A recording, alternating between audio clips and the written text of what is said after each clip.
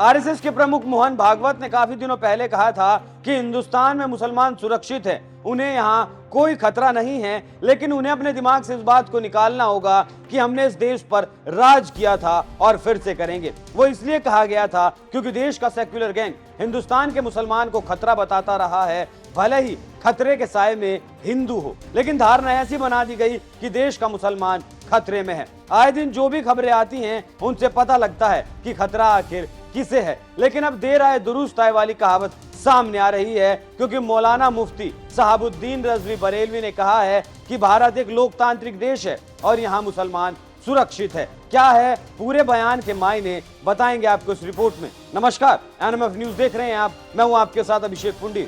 सबसे पहले मैं आपको बता दूं कि मौलाना साहबुद्दीन के बारे में कहा जाता है कि वो हर उस इंसान के खिलाफ हैं जो हिंदुस्तान के खिलाफ है। वो लव जिहाद करने वालों के खिलाफ बोलते हैं, वो पीएफआई के खिलाफ भी बोलते हैं और वो बागेश्वर धाम के पंडित धीरेन्द्र शास्त्री के खिलाफ भी बोलते हैं। और जब उन्होंने कहा कि भारत का मुसलमान भारत में सुरक्षित है, पहले आप सुनिए ताजा मामला क्या है, उसके बाद आपको उनके वो बयान भी सुनवाऊंगा जो उन्होंने पीएफआई और जो धीरेन्द्र शास्त्री पर दिए हैं। मौलाना साहबुद्दीन ने कहा कि भारत एक लोकतांत्रिक देश है, यहाँ सभी धर्मों और पंथों को मानने वाले रहते हैं। कुछ देशों के मुकाबले यहाँ मुसलमान सुरक्षित है, यहाँ स्वतंत्र तरीके से धार्मिक कार्यक्रम आयोजित किए जाते हैं जिसमें कहीं भी कोई रुकावट नहीं होती। मौलाना साहबुद्दीन बरेलवी ने मोहन भागवत के बयान को दुरुस्त और सही बताया है। साथ ही मौलाना ने यह भी कहा है कि उनके बयानों से उन लोगों के हौसले पस्त होंगे जो लोग देश में नफरत और कट्टरता फैला रहे हैं। देश की आजादी में हिंदू और मुसलमान दोनों ने कंधे से कंधा मिलाकर देश को आजाद कराने में महत्वपूर्ण भूमिका निभाई, इसलिए किसी भी संप्रदाय के योगदान और भूमिका को कमतर नहीं आंका जा सकता। साहबुद्दीन अक्सर जिन भी मुद्दों पर बोलते हैं उन पर मुखर होकर बोलते हैं। साहबुद्दीन ने आगे कहा, देश के बंटवारे के वक्त जिन्हें पाकिस्तान जाना था वो चले गए और जिन लोगों को रहना था वो रह गए। अब 1947 की बातें गुजरी हुई हो गई हैं। पुरानी बातों को मुद्दा बनाकर बार बार मुसलमानों को निशाना साधना समाज और देश के लिए ठीक नहीं है। ये देश हमारा है, हमारे बुजुर्गों ने खून पसीने से सींचा है, इसलिए भारत में मुसलमानों को डरने की जरूरत नहीं है।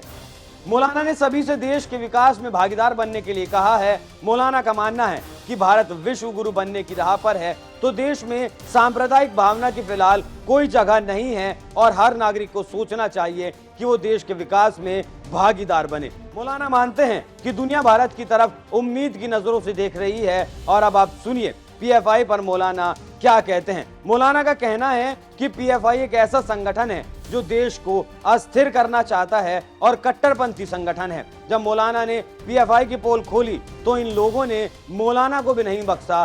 देखिए क्या हुआ था उस दौरान।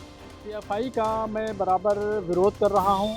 उसकी वजह यह है कि पीएफआई एक कट्टरपंथी संगठन है और वो देश की एकता और अखंडता के लिए खतरा है। इस्लाम को बदनाम कर रहा है, इससे मुसलमानों को शर्मिंदगी हो रही है। पूरे देश में कट्टरपंथी विचारधारा को बढ़ावा दे रहा है। इस वजह से मैं बराबर पीएफआई का विरोध कर रहा हूं। तो इस वजह से कल दोपहर में 3:42 पर पीएफआई के किसी सदस्य ने मुझे धमकी दी, जान से मारने की धमकी दी और मैं उस दिन लखनऊ में था, आज बरेली पहुंचा हूं। बरेली पहुंचने के बाद अभी कप्तान साहब से मुलाकात हुई। कप्तान साहब को मैंने प्रार्थना पत्र दिया और मैंने उनसे मांग की है कि मेरी सुरक्षा की जाए, मुझे सुरक्षा दी जाए, मेरे परिवार की सुरक्षा दी जाए।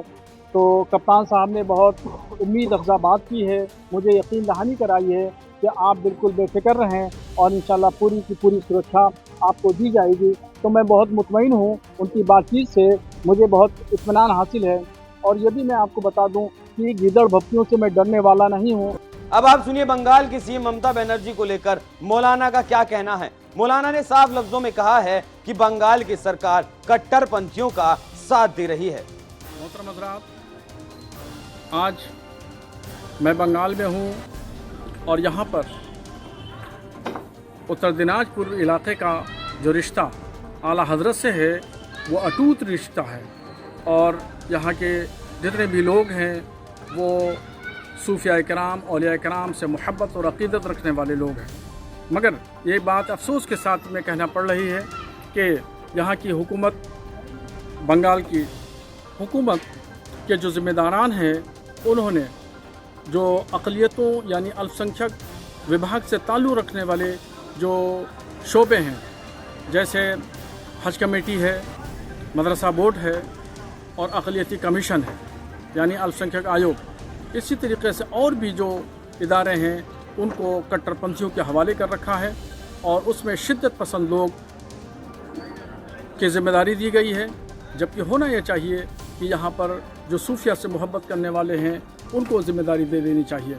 जबकि पूरे सूबे बंगाल में अहले सुन्नत व जमात यानी सुन्नी सूफ़ी बरेलवी मुसलमानों की तादाद अक्सरियत में है। तो सुना आपने कैसे मौलाना हर उस नेता से उखड़े हुए हैं जो कट्टरपंथियों से तारुफ रखते हैं, लेकिन मौलाना धीरेन्द्र शास्त्री के तौर तरीकों से भी खुश नहीं है, खासकर उस बयान से जिसमें धीरेन्द्र शास्त्री ने कहा था कि हम टोपी वालों को भी सनातनी बना देंगे।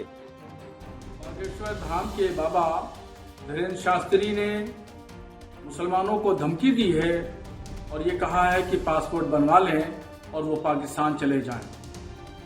और इससे पहले उन्होंने ये भी कहा था कि टोपी वालों को हम सनातनी बना देंगे। ये उनकी बातें देश को तोड़ने वाली हैं और देश में नफरत फैलाने वाली हैं।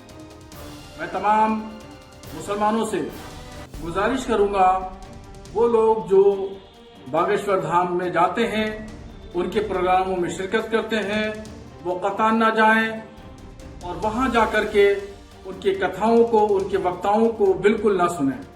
इससे ईमान कमजोर होगा। तो मैं तमाम मुसलमानों से अपील करता हूं कि मेरी अपील पर वो ध्यान दें और किसी तरीके से बागेश्वर धाम के बाबा से कोई ताल्लुक, कोई संबंध न रखें। बाबा देश को तोड़ने की बात कर रहे हैं। 1947 में एक मरतबा देश टूट चुका है, उसका खमियाजा सब लोगों ने भुगता है।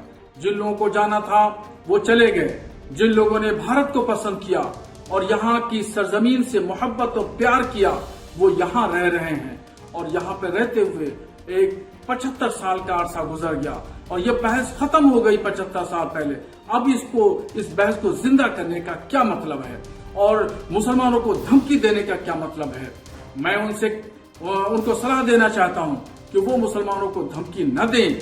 हिंदुस्तान का बाशिंदा अमन पसंद और शांति पूर्वक है और यहाँ पर लोग अमन शांति के साथ में रहते हैं, प्यार मोहब्बत भाईचारे के साथ में रहते हैं। देश की तरक्की की बात होना चाहिए और धमकियों की बात नहीं होना चाहिए। हालांकि मौलाना सहाबुद्दीन का कहना है कि भारत 500 सालों तक भी हिंदू राष्ट्र नहीं बन पाएगा, वो तो एक अलग बात है, वो कानूनी विषय है, संविधान के हिसाब से ये बात सामने आएगी। लेकिन मौलाना अक्सर जिहादियों को आईना दिखाने का काम जरूर करते हैं। इस बात में कोई दो राय नहीं है कि मौलाना प्रधानमंत्री से भी कई बार उनकी कई मौकों पर तारीफ कर चुके हैं। मौलाना का कहना है कि पीएम का मन की बात का प्रोग्राम एक ऐतिहासिक प्रोग्राम है। पीएम ने दरगाहों, खानकाहों और मदरसों में मन की बात करने का जो प्रोग्राम बनाया है वो बहुत बड़ा ऐतिहासिक कदम है। इससे हुकूमत और मुसलमानों के दरमियान जो बहुत सारी गलतफहमियां पैदा हो गई हैं वो दूर होंगी, डायलॉग का सिलसिला शुरू होगा और आपसी संवाद के माध्यम से बातचीत का सिलसिला शुरू हो सकेगा। मौलाना ने ऐसा इसलिए कहा क्योंकि मौलाना जानते हैं कि बातचीत से हर बात का समाधान किया जा सकता है। जो काम तलवार नहीं कर सकती वो काम एक छोटी सी सुई कर सकती है। आपको मैंने मौलाना के सारे कुछ बयान सुनवाए हैं और इन बयानों को सुनकर आपको क्या लगता है, अपनी राय हमें कमेंट कर जरूर बताएं। नमस्कार।